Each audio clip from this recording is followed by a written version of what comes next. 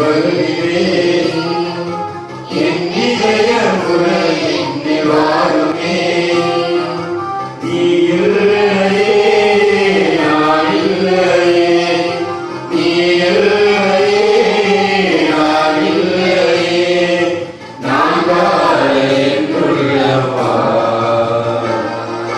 நான் வாழ என்னுள்ளவா உன் இதய வாசல் தேடி வருகிறேன்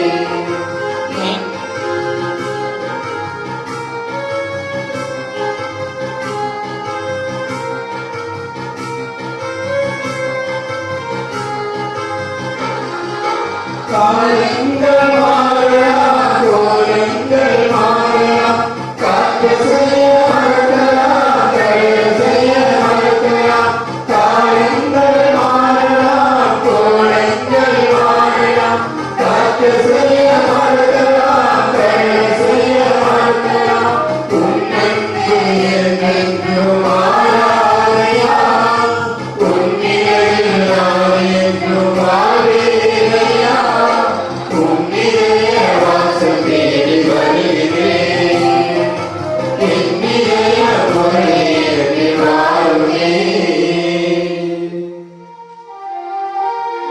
தந்தை மகன் தூய ஆவியின் பெயராலே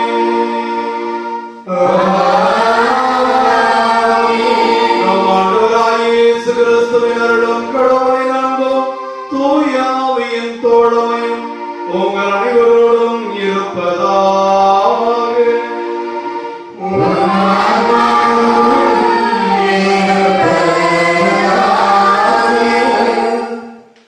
அன்புக்குரிய தேவ பிள்ளைகளே, வெள்ளிக்கிழமை திரு இருதய ஆண்டவருடைய திவ்யமான இரக்கத்தையும் அவர் இதய அன்பையும் அவருடைய இதய அன்பர்களாகிய நாம் கூடி அவரை ஆராதித்து அந்த இதயத்திலிருந்து நமக்கும் நம் குடும்பங்களுக்கும் தேவையான அருளை பெற அறிவுளம் கனவில் புனித சூசையப்பர் திருத்தலம் உங்களை அன்போடு அழைக்கிறது.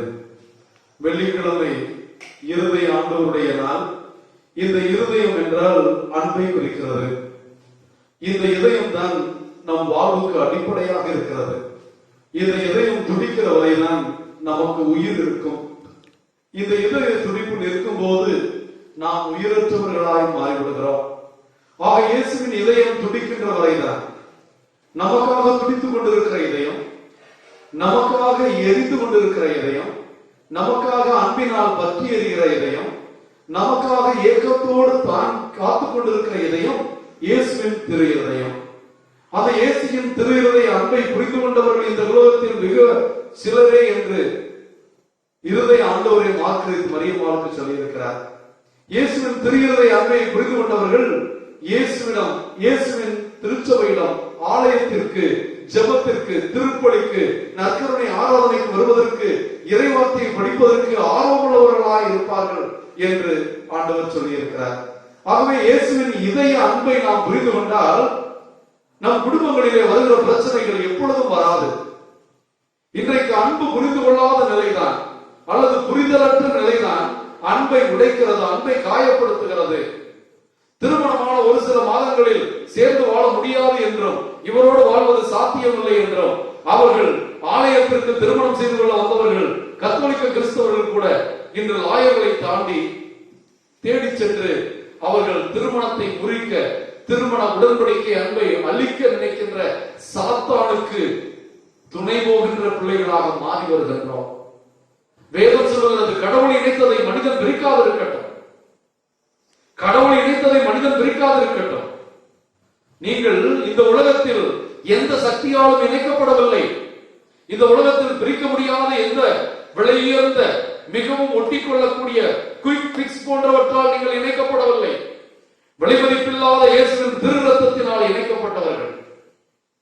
உங்களுடைய உறவு தந்தையான கடவுளுக்கும் இஸ்ராயல் மக்களுக்கும் இருக்கின்ற திருமண உடன்படிக்கை உறவு என்றும், உங்களுடைய உறவு இயேசுவுக்கும் திருச்சபைக்கும் இருக்கின்ற அருளடையாள உறவு என்றும், உங்களுடைய திருமணம் ஒருவன் ஒருத்தி என்பது வாழ்நாள் முழுவதற்குமான உறவு என்றும் கடவுள் இணைத்ததை இயேசு இணைத்ததை மனிதன் எந்த விதத்திலும் அழிக்க துணிய வேண்டாம் என்று கட்டளையிட்டிருந்தோம். கடவுளுக்கு பயப்படாதவர்களாக, சுயநலவாதிகளாக, சுய லாபத்தை தேடுகிறவர்களாக, இன்பத்திலும் துன்பத்திலும் உடல்நலத்திலும் நோயிலும் நான் உனக்கு பிரமாணிக்கமாக இருப்பேன் என்று வாக்களித்து விட்டு திருமணத்திலே அந்த வாக்களிப்பையே கிழிக்கிறவர்களாக, கடவுளை தூக்கி எறிகிறவர்களாக, கடவுளாவது கத்திரிக்காயாவது என்று சொல்லுகிறவர்களாக வாழுகின்ற ஞானமற்றவர்கள் தான் இன்று குடும்பத்தை குலைத்துக் கொண்டிருக்கிறார்கள். இன்றைய இறை வார்த்தையானது இறுதி ஆண்டவருடைய அன்பை தியானிக்கிற போது திருமணத்தினுடைய மேன்மையை, திருமணத்தினுடைய பேருண்மையை, திருமண அன்பினுடைய ரகசியத்தை, திருமண அன்பினுடைய மாட்சிமையை, ஒருவனுக்கு ஒருத்தி என்று அந்த அன்பை புரிந்து கொண்டு ஒரு கணவனும் மனைவியும் வாழும் போது அவர்கள் ஒருவரை ஒருவர் தங்களுக்காக அர்ப்பணிக்கிற போது, எதையும் எதிர்பார்க்காமல் தங்களையே மற்றவருக்காக இழக்க முற்படுகிற போது, இந்த mutual love maths their married life a divine. திருமணம் என்று ஒரு சொர்க்கம் போன்றது. இறைவன் நமக்கு ஏற்படுத்தி கொடுக்கிற ஒரு அற்புதமான ஒரு அன்பு உறவு. அந்த உறவினுடைய மேன்மை தெரியாமல், நாய்க்கு தெரியாது அது எதனுடைய மேன்மையும், அது எல்லா இடத்திலும் போய் அசிங்கம் செய்யும். அதுபோல திருமணம் என்ற உறவிலே எதை செய்ய வேண்டும், எப்படி வாழ வேண்டும், திருமணம் புரிந்து கொண்டவர்கள் எந்த குடும்பத்தில் குடும்ப ஜெபம் இல்லையோ அவர்கள் திருமண வாழ்க்கையில பிரச்சனை இருக்கும். கணவன் மனைவி முழந்தால் படியிட்டு திரையதை ஆண்டவருக்கு முன்னால், இருதை அன்னைக்கு முன்னால், ஆண்டவருடைய பாடுபட்ட சுருவத்திற்கு முன்னால் ஜெபமாலை எடுத்து ஜெபிக்காத தம்பதியருடைய வாழ்க்கையில் பிரச்சனை இருக்கும். கடவுளை தேடாத மனங்களில் இந்த உலக போக்கின்படி அவர்கள் வாழ்வார்கள். அதை யாராவது சுட்டிக்காட்டினால் பிரச்சனை வரும். புரிந்து கொள்கின்ற, இரக்கம் கொள்கின்ற, மன்னிக்கின்ற, ஏற்றுக்கொள்கின்ற, காலையிலிருந்து மாலை வரை எவ்வளவு பிரச்சனை வந்தாலும் சூரியன் மறைவதற்கு முன், படுக்க போவதற்கு முன் ஆண்டவருடைய நாமத்திலே நான் உங்களை மன்னித்து விட்டேன், என்னை மன்னித்துக் கொள்ளுங்கள், நாம் ஆண்டவருக்குள் மகிழ்ந்த தம்பதியர்களாக வாழ வேண்டும் என்று மனம் விட்டு இறங்கி போய் தன்னுடைய சுயநலத்தை அல்லது ஈகோவை, நான் ஆண் என்றோ பெண் என்றோ படித்தவன் என்றோ தலைக்கணமற்ற நிலையை, தாழ்ந்து போகின்ற முதிர்ச்சியுள்ள நிலையை ஆண்டவர் ஆசீர்வதிக்கிறவராக இருக்கிறார். ஆண்டவருடைய தேவ வார்த்தைகளை கேட்போம், நம்முடைய திருமணங்களை புதுப்பித்துக் கொள்வோம். தம்பதியர்கள் மகிழ்ச்சியோடும் ஒன்பரோடும் வாழும்போதுதான் அது வளர்ந்த பிள்ளைகள் சிறப்பாக இருப்பார்கள். நல்ல நிலத்தில் விதைக்கப்பட்ட விதைகள் தான், நல்ல நிலத்தில் விதைத்து வளர்கிற விதைகள் தான் செடிகள் வளர்ந்து பலனளிக்கும். நல்ல தம்பதியர்கள் அவர்கள் நல்ல தம்பதியர்களாக தொடர்ந்து வாழும்போதுதான் அதை பார்த்து வளர்கிற பிள்ளைகள் அன்பிலும் பாசத்திலும் ஒற்றுமையிலும் வளர்வார்கள். தம்பதியருடைய அன்பு கடவுள் கொடுத்த கொடை. உங்களை கடவுள் சேர்த்து வைத்திருக்கிறார். கடவுளுக்கு பதில் சொல்ல நீங்கள் கடமைப்பட்டிருக்கிறீர்கள் என்று திருமணத்திற்கு எதிராக, திருமண அன்பிற்கு எதிராக செல்லுகிற எல்லா நேரத்திலும் கடவுள் உங்களோடு இருந்து எல்லாவற்றையும் பார்த்து கொண்டிருக்கிறார். காண்கிற தேவன் அவர் அயர்வதுமில்லை, உறங்குவதுமில்லை. நீங்கள் பிரச்சனை நேரத்தில் அவரிடம் ஓடினார், துன்ப வேளையில் என்னை நோக்கி கூப்பிடு, நான் உன் ஜெபத்தை கேட்பேன் என்றார். நீ கண்டிராத வகையிலே நான் அற்புதமாக அதிசயங்களை செய்வேன் என்று சொல்லி இருக்கிற அந்த தேவனுடைய, அந்த தெய்வத்தினுடைய துணை இல்லாமல் உங்களால் 2 பேர் இணைந்து வாழ்வது இயலாத காரியம்.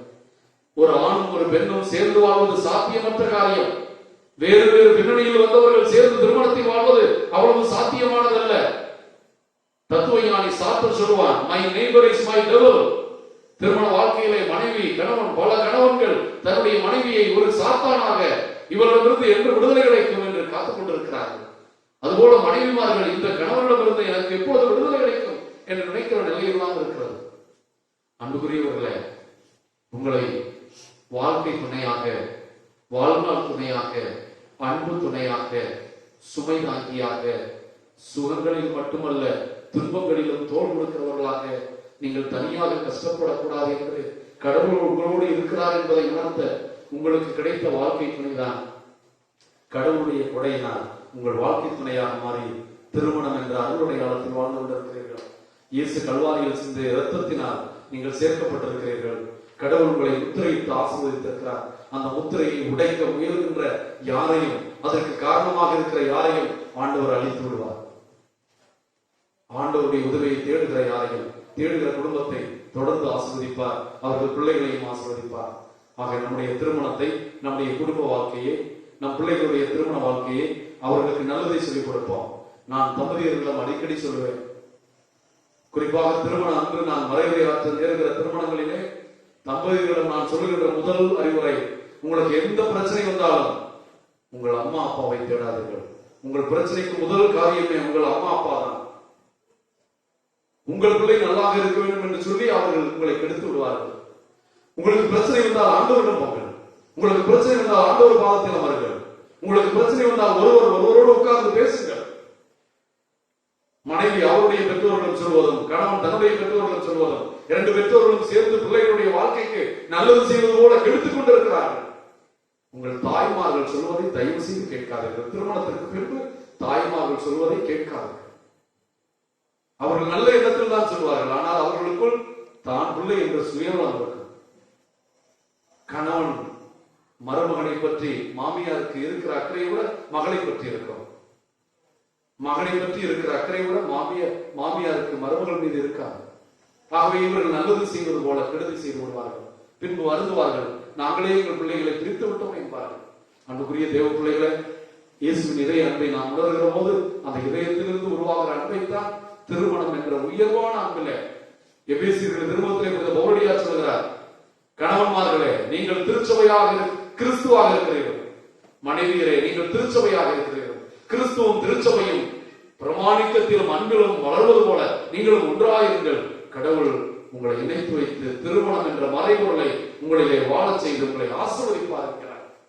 ஆக நம் குடும்பங்கள் ஆசீர்வதிக்கப்பட, நம் பிள்ளைகள் திருமணம் செய்திருந்தால் அவர்கள் திருமண வாழ்வில் நிலைத்து ஆசீர்வாதங்களை பெற, திருமணத்திலே குழந்தை பாக்கியம் இல்லாமல் இருந்தால் அவர்களுக்கு குழந்தை பாக்கியம் கிடைக்க, திருமணத்தின் ஏனைய ஆசீர்வாதங்களை வழங்கிய கடவுள் அவர்களை ஆசீர்வதிப்பார் என்ற நம்பிக்கையில, அன்பிலே, இரக்கத்திலே நம் குடும்பங்களை உயர்த்தி பிடித்து, கிறிஸ்துவ குடும்பங்கள் கோர்ட் வாசல்படி ஏறக்கூடாது, லாயர்களை சந்திக்க போகக்கூடாது. எவ்வளவு பிரச்சனை வந்தாலும், சாகவே நேர்ந்தாலும் திருமண உறவிலேயே சாகக்கூடிய மனநிலையில் நாம் இருக்க வேண்டும். சாட்சியங்களாக மாற வேண்டும். அப்படிப்பட்ட வாழ்வு வாழ நம் குடும்பங்களுக்காக ஜெபிப்போம். திருமணத்தை கடவுள் ஆசீர்வதிக்கும்படியும், குடும்பங்களை இறைவன் ஆசீர்வதிக்கும்படியும் கணவன் புனித சூசியத்தின் வழியாக திருஇறை ஆண்டவரிடம் மன்றாடுவோம். குடும்ப அன்பிற்கும் திருமண உறவிற்கும் எதிராக நாம் கட்டிக்கொண்ட பாவங்களுக்காக மனம் வருந்தி மன்னிப்பு கேட்போம். இவரிடமும் சகோதர சகோதரிகளிடமும் நான் பாவியேன் என்று சொல்கிறேன். ஏனெனில் சிந்தையாலும் சொல்லாலும் செயலாலும் கடமையை தவறியதாலும் பாவங்கள் பல செய்தேன். என் பாவமே என் பாவமே என் பெரும்பாவமே. ஆகையால் எப்பொழுதும் கன்னியாக தூய மரியாதையும் வானதூதர் புனிதர்களையும் சகோதர சகோதரிகளை உங்களையும் நம் தேவனாகிய ஆண்டவரிடம் எனக்காக வேண்டிக் கொள்ள மன்றாடுகிறேன். எல்லாம் வல்ல இறைவன் நம் மீது இரக்கம் வைத்து நம் பாவங்களை எல்லாம் மன்னித்து திருஇறை ஆண்டவர் திருப்பலி வழியாக நம்மை முடிவில்லாத வாழ்வுக்கு அழைத்து செல்வாராக. ஆமென்.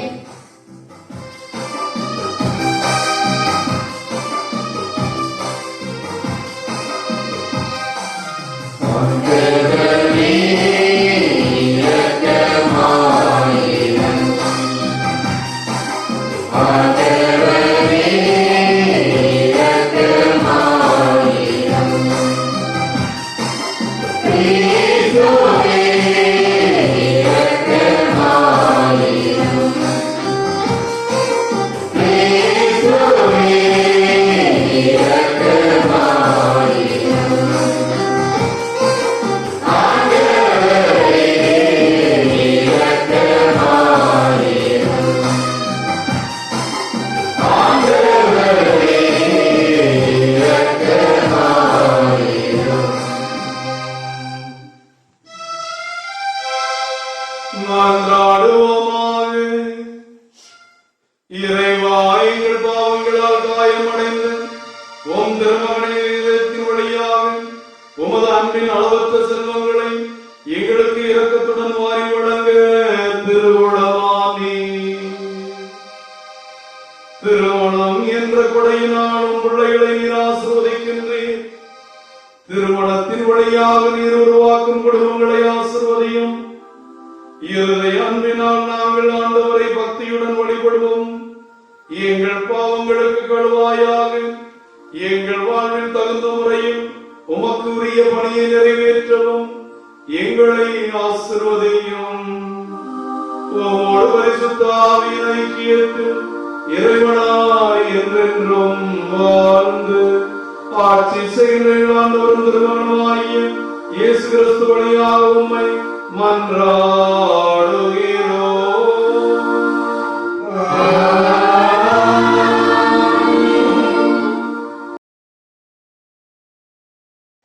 முதல் வாசகம்.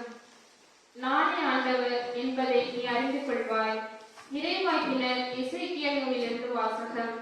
அதிகாரம் 16. இறைவனின் உயிருள்ள வார்த்தைகள் 59 முதல் 63 முடிய.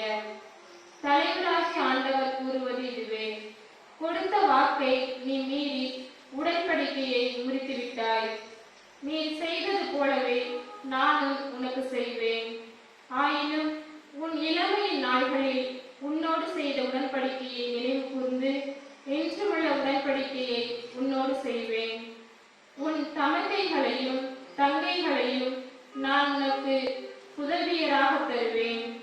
நான் உன்னுடன் செய்து கொண்ட உடன்படிக்கையை முன்னிட்டு அல்லாமலே தந்திடுவேன். அவர்களை நீ பெற்றுக் கொள்ளும் பொழுது உன் நடத்தை நினைத்து வெட்கமுறுவாய். உன்னுடன் செய்து கொண்ட உடன்படிக்கையை உறுதிப்படுத்துவேன். அப்போது நானே ஆண்டவர் என்பதை நீ அறிந்து கொள்வாய். நீ செய்ததை எல்லாம் நான் மறைத்திடும்போது நீ அவற்றை எல்லாம் நினைத்து வெட்கி இழிவு மிகுதியினால் உன் வாயை ஒருபோதும் திறக்க மாட்டாய் என்கிறார் தலைவராகிய ஆண்டவர். இது ஆண்டவர் வழங்கும் அருள்வாக்கு. இறைவா உமக்கு நன்றி.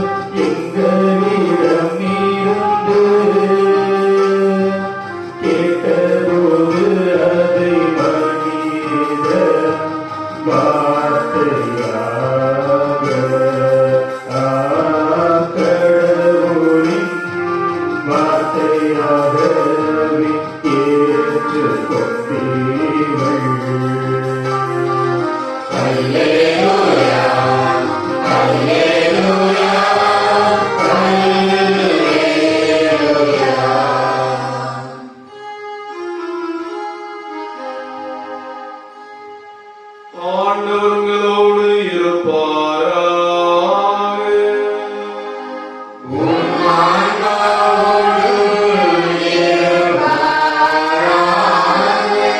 மத்தேயு எழுதிய தூய நற்செய்தியிலிருந்து வாசகம்.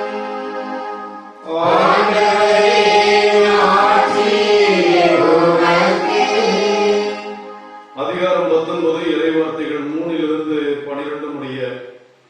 அக்காலத்தில் பரிசேயர் இயேசுவை அணுகி அவரை சோதிக்கும் நோக்குடன், ஒருவர் தன் மனைவியை எக்காரணத்தை முன்னிட்டு விலக்கி விடுவது முறையா என்று கேட்டனர். அவர் மறுமொழியாக, படைப்பின் தொடக்கத்திலேயே கடவுள் ஆணும் பெண்ணுமாக அவர்களை படைத்தார் என்று நீங்கள் மறைநூலில் வாசித்ததில்லையா என்று கேட்டார். மேலும் அவர், இதனால் கணவன் தன் தாய் தந்தையை விட்டுவிட்டு தன் மனைவியுடன் ஒன்றித்திருப்பான், இருவரும் ஒரே உடலாயிருப்ப, இனி அவர்கள் இருவர் அல்ல, ஒரே உடல். எனவே கடவுள் இணைத்ததை மனிதர் பிரிக்காதிருக்கட்டும் என்றார். அவர்கள் அவரை பார்த்து, அப்படியானால் மனுவிலக்கு சான்றிதழ் கொடுத்து மனைவியை விலக்கி விடலாம் என்று மோசே கட்டளையிட்டது ஏன் என்றார்கள். அதற்கு அவர், உங்கள் கடின உள்ளத்தின் பொருட்டே உங்கள் மனைவியரை விலக்கி விடலாம் என்று மோசே உங்களுக்கு அனுமதி அளித்தார். ஆனால் தொடக்கம் முதல் அவ்வாறு இல்லை. பரத்தமையில் ஈடுபட்டதற்காக அன்றி வேறு எக்காரணத்தையாவது முன்னிட்டு தன் மனைவியை விலக்கிவிட்டு வேறொரு பெண்ணை மணப்பவன் எவனும் விபச்சாரம் செய்கிறான் என நான் உங்களுக்கு சொல்லுகிறேன் என்றார். அவருடைய சீடர்கள் அவரை நோக்கி, கணவர் மனைவியர் உறவு நிலை இத்தகையது என்றால் திருமணம் செய்து கொள்ளாதிருப்பதே நல்லது என்றார்கள். அதற்கு அவர், அருங்கொடை பெற்றவர் அன்றி வேறு எவரும் இக்கூற்றை ஏற்றுக்கொள்ள முடியாது. சிலர் பிறவியிலேயே மன உறவு கொள்ள முடியாதவராயிருக்கின்றனர். வேறு சில மனிதரால் அந்நிலைக்கு ஆளாக்கப்படுகின்றனர். மற்றும் சிலர் விண்ணரசின் பொருட்டு அந்நிலைக்கு தங்களையே ஆளாக்கிக் கொள்கின்றனர். இதை ஏற்றுக்கொள்ளக்கூடியவர் ஏற்றுக்கொள்ளட்டும் என்றார்.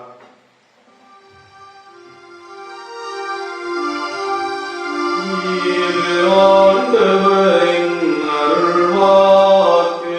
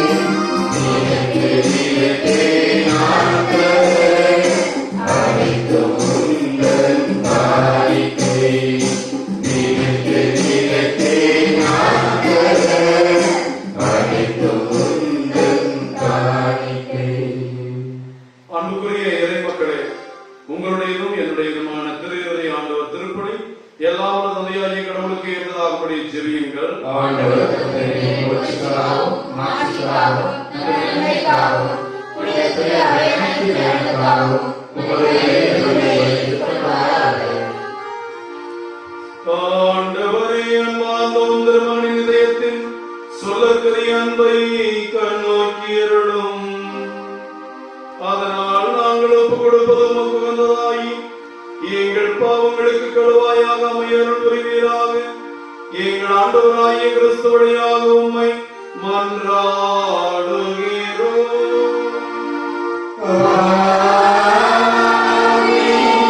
ஆண்டவர் உங்களோடு இருப்பாராக.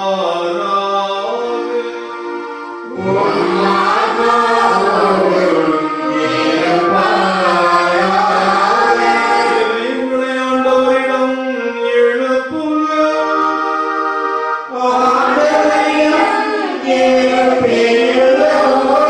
நம் தேவனாகிய ஆண்டவருக்கு நன்றி கூறுவோம்.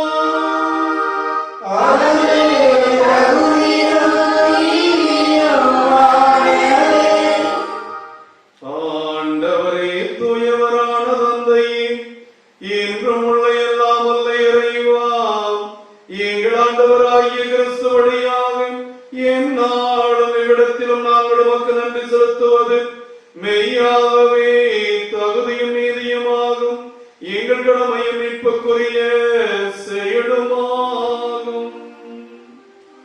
சிலுவையில் உயர்த்தப்பட்ட கிறிஸ்து வியப்புக்குரிய அன்பினால் தம்மையே எமக்காக கையளித்தார்.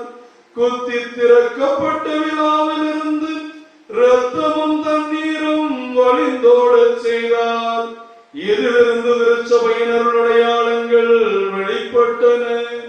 இவ்வாறு மீட்பரின் திறந்த இதயத்திலும் அனைவரும் மீட்க பெறவும் மீட்படைக்கும் ஊற்றுகளிலிருந்து மகிழ்ச்சியுடன் புகுந்து கொள்ளவும் செய்தருளினார். ஆகவே புனிதர்வான தூதர் அனைவரோடு நாங்களும் ஒன்று சேர்ந்து உம்மை புகழ்ந்து போற்றி ஒரே குரலாய் பாடுவதாவது.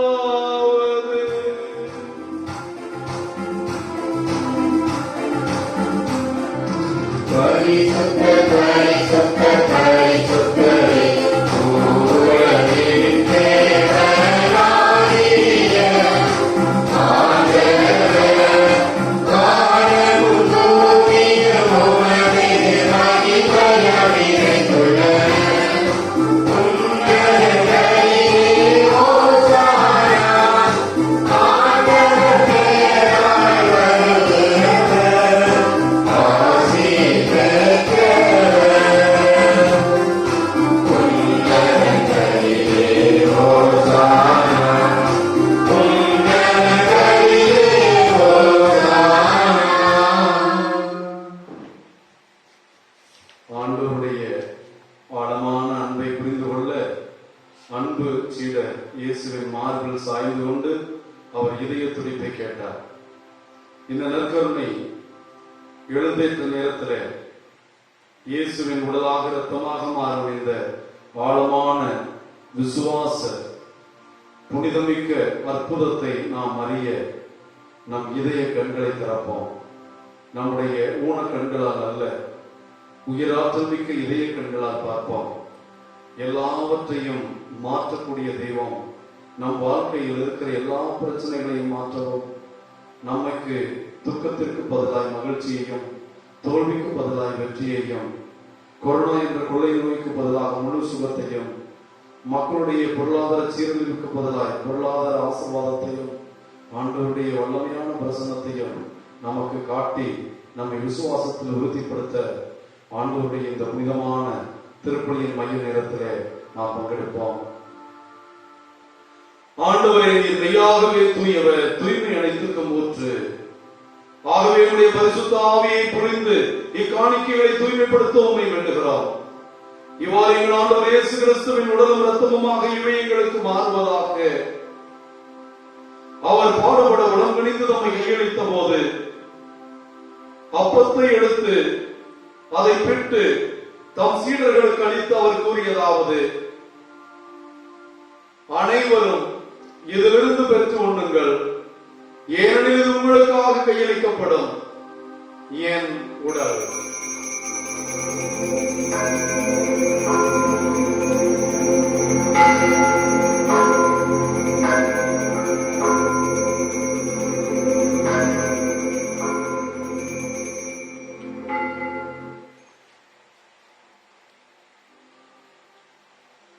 அவ்வண்ணமே இரவு விருந்தை அருந்திய பின் கிண்ணத்தை எடுத்து மீண்டும் உமக்கு நன்றி கூறி தம் சீடர்களுக்கு அளித்து அவர் கூறியதாவது: அனைவரும் இதிலிருந்து பெற்று பருகுங்கள், ஏனெனில் இது புதிய நிலையான உடன்படிக்கைக்குரிய என் இரத்தத்தின் கிண்ணம்.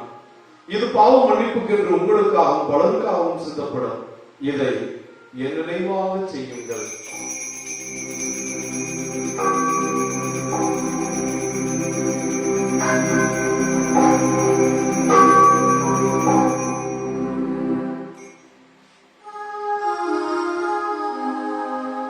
இறை நம்பிக்கையின் மறைபொருள்.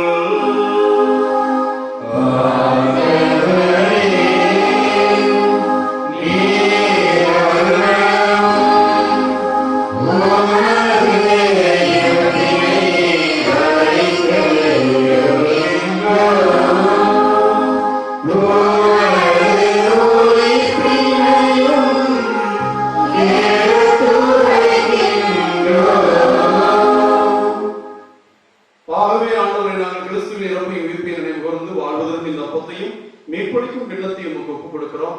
உம் திருமணம் என்று நமக்கு ஊழியம் புரிய தகுந்தவர்களை ஏற்றுக்கொண்டேன். எனவே உமக்கு நன்றி செலுத்துகிறோம். மேலும் கிறிஸ்துவின் உடலில் ரத்தத்திலும் பங்குவிடும் எங்களை தூய ஆவியார் ஒன்று சேர்க்க வேண்டும் நம்மை தாழ்மையுடன் மன்றாடுகிறோம்.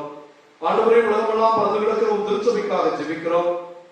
இந்த திரு ஆண்டவர் திருப்பலியில எல்லா குடும்பங்களுக்காகவும் தம்பதியர்களுக்காகவும் எல்லா திருமண உறவும் ஆசீர்வதிக்கப்படுவதற்காகவும் ஜெபிக்கிறோம். குறிப்பாக திருமண உறவிலே பிரச்சனைகளை சந்தித்து திருமணத்தை முறிக்க வேண்டும், பிரிந்து வாழ வேண்டும், இனிமேல் வாழ முடியாது என்ற துன்பத்திலே வாழ்கிற பிள்ளைகளுக்கு ஆண்டவரே உமது அன்பின் மேன்மையை, திருமண உறவினுடைய ஆழத்தை அவர்களுக்கு விளங்க செய்து ஆசீர்வதியும். எங்கள் பரிசுத்த திருத்தந்தை பாப்பரசர் பிரான்சிஸ், எங்கள் ஆயர் தேவதாஸ் அம்ப்ரோஸ், எல்லா திருமணையினரையும் ஆண்டவரே உமக்கு பிரியமான பிள்ளைகள் ஒவ்வொருவரையும் திருச்சபையும் உலக மக்களையும் அன்பு நிறைவை அடைய செய்திருந்தோம். உயிர் திருவோம் என்று எதிர்நோக்கோடு துயில்களும் எங்கள் சகோதர சகோதரிகளையும் இறந்த அனைவரையும் ஒளிமிக்கவும் திருமணம் ஏற்றுக்கொள்ளும். கொரோனா தொற்றிலே மறித்த ஒவ்வொரு ஆன்மாவையும் நீர் விண்ணக ராஜ்யத்தில் ஏற்றுக்கொள்ளும். எங்கள் அனைவரும் மீதும் இரக்கமாயிரும். கடவுளின் கண்ணித்தாயான மாட்சிமைக்குரிய மரியா, அவருடைய அன்பு கணவரான எங்கள் பாதுகாவலர் கடவுள் புனித சூசையப்பர், இயேசுவின் திருத்தூதர்கள், இவ்வளவு கோபராக இருந்த புனித அனைவரோடும் நாங்கள் நிலையான வாழ்வில் தோல்மை கொண்டு உம் திருமகன் இயேசு கிறிஸ்து வழியாக உம்மை புகழ்ந்தேத்து வரப்பொருள உம்மை தாழ்மையாய் வேண்டுகிறோம்.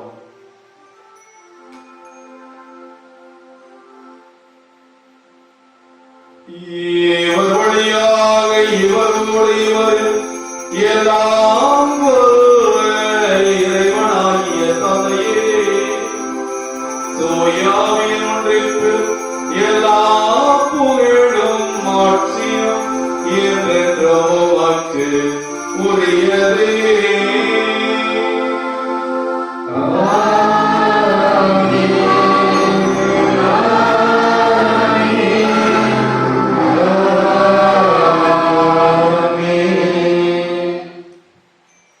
இதை அன்பர்களே, இயேசுவின் இருதய அன்பில் ஆழ்ந்திருக்கிற நான், அந்த அன்பின் மேன்மையை உணர்ந்திருக்கிற நான், அந்த இதயம் நமக்கு கற்றுக் கொடுத்த ஜெபத்தை இறைவன் இரக்கத்தோடு கேட்பார் என்ற நம்பிக்கையோடு கொரோனா தொற்றிலிருந்து விடுதலைக்கும், நம் குடும்பங்களில் இருக்கிற பிரச்சனைகளுக்கு தீர்வும், குறிப்பாக பிரிந்து கிடக்கிற குடும்பங்கள், தம்பதியர்கள் ஆண்டவருடைய அன்பிலே ஒன்று சேர்ந்து மறுபடியும் திருமண வாழ்வை தொடர்வதற்கு கிருபை செய்யவும் வேண்டி ஆண்டவரை நோக்கி ஜெபிப்போம்.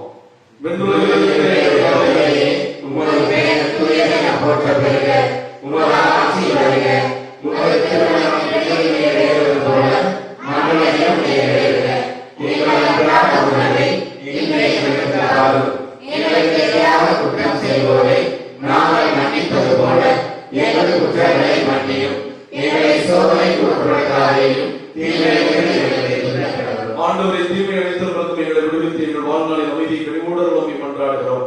உமது இரக்கத்தின் உதவியால் நாங்கள் பாவத்தில் இருந்தோம், நோயில் இருந்தோம், பேயில் இருந்தோம், இவ்வுலகத்தின் எல்லா அங்ககார சக்திகளிலிருந்தும் விடுதலை பெற்று எந்த கலக்கமும் பயமும் இல்லாமல் நலமாய் இருப்போமாக. நாங்கள் நம்பி இருக்கும் பேரின்ப வாழ்வையும் எங்கள் ஆண்டவர் இயேசுவின் இரண்டாம் வருகையை மகிழ்ச்சியோடு எதிர்பார்த்திருக்கின்றோம். ஆண்டவராகிய இயேசு கிறிஸ்துவே, அமைதியை உங்களுக்கு விட்டுச் செல்கிறேன், என் அமைதியை உங்களுக்கு தருகிறேன் உன் சீடர்களுக்கு வாக்களித்தீரே. எங்கள் குற்றங்கள், குறைகள், பாவங்களை பாராமல் இயேசுவின் இதயத்தின் மீது நாங்கள் கொண்டிருக்கிற அன்பையும் அந்த இதயம் எங்கள் மீது காட்டுகிற அன்பையும் கண்ணோக்கி எங்களுக்கும் எங்கள் குடும்பங்களுக்கும் இவ்வுலக மக்களுக்கும் ஒற்றுமையும் அமைதியும் அளித்துள்ள திருமணம் கொள்வீராக. என்றென்றும் வாழ்ந்து ஆட்சி செய்கின்றவர் நீரே. ஆண்டவர் இயேசு கிறிஸ்துவின் அமைதி உங்கள் அனைவரோடும் இருப்பதாக.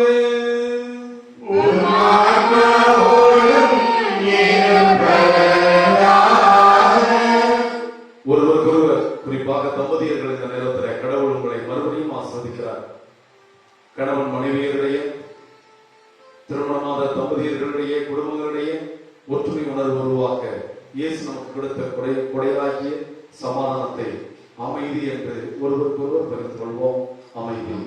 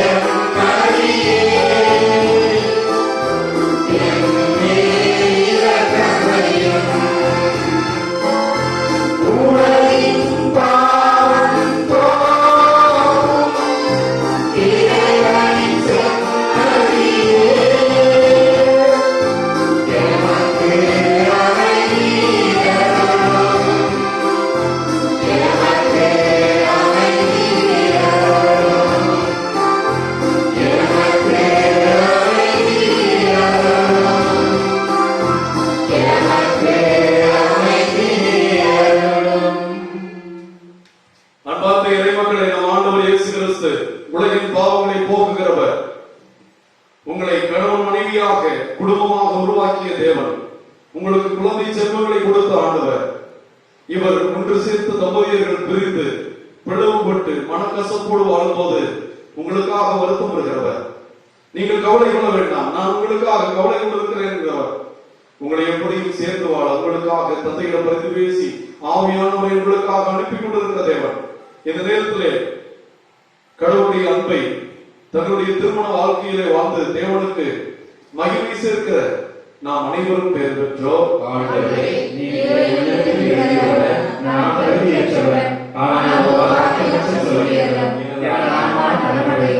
கிறிஸ்துவின் திருவுடலும் திருரத்தமும் தேவக்குள்ளும் எனக்கும் உங்களுக்கும் நித்தியமாக அளிப்பதாக. ஆமென்.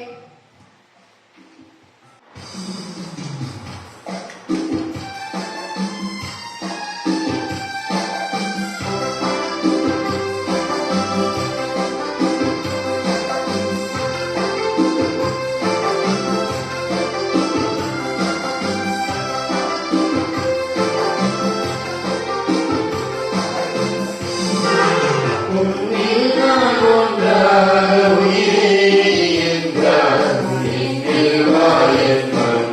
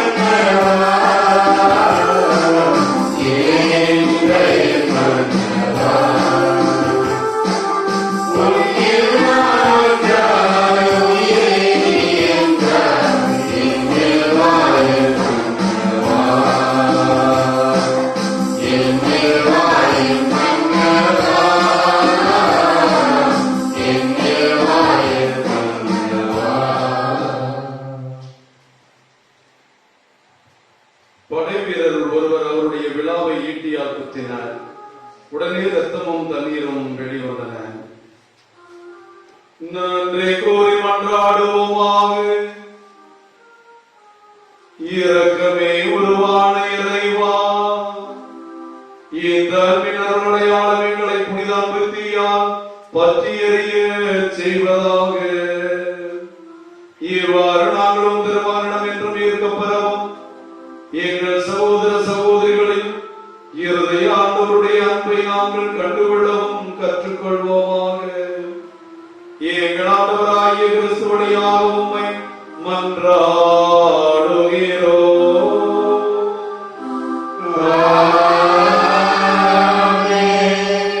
நம் சமூகத்தினுடைய அடித்தளமாக இருப்பது the foundation of our society is family.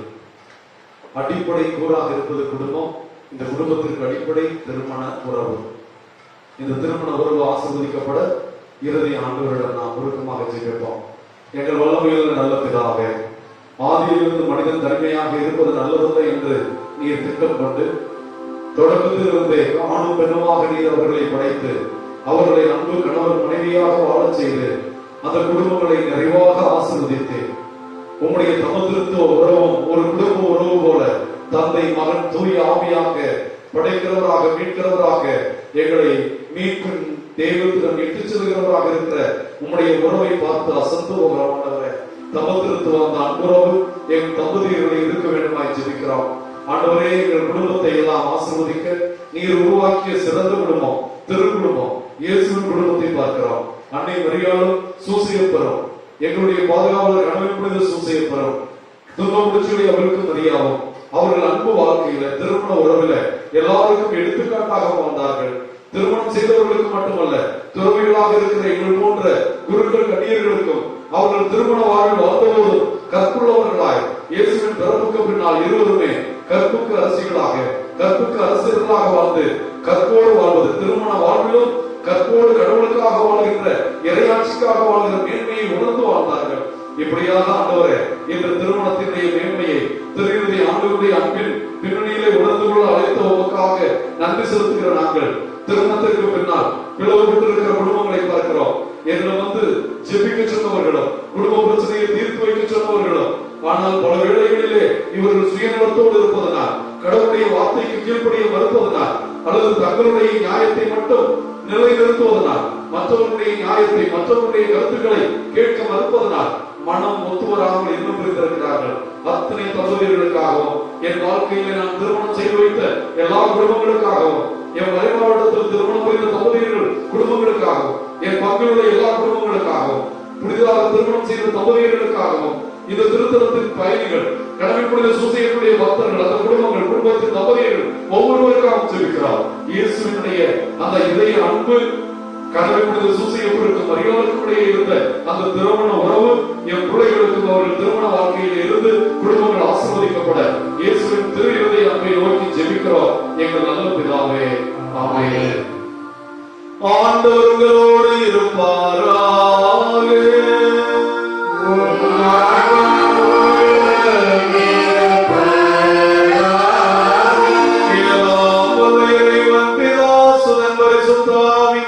உங்களையும் உங்கள் குடும்பங்களையும் இயேசுவின் திருதயத்தை அன்பால் ஆசீர்வதிக்கப்பட புனித கணவன் புனித சூசையப்பருடைய பிறந்தரை ஏற்று உங்களை ஆசீர்வதிப்பாராக.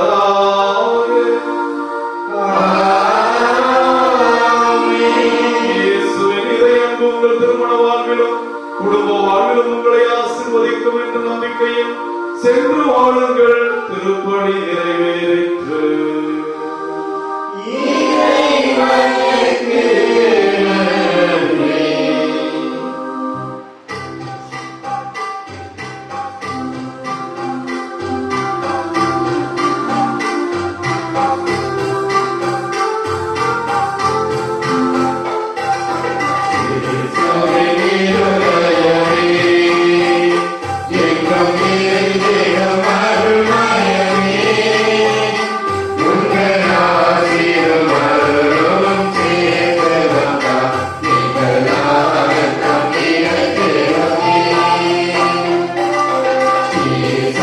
Yeah.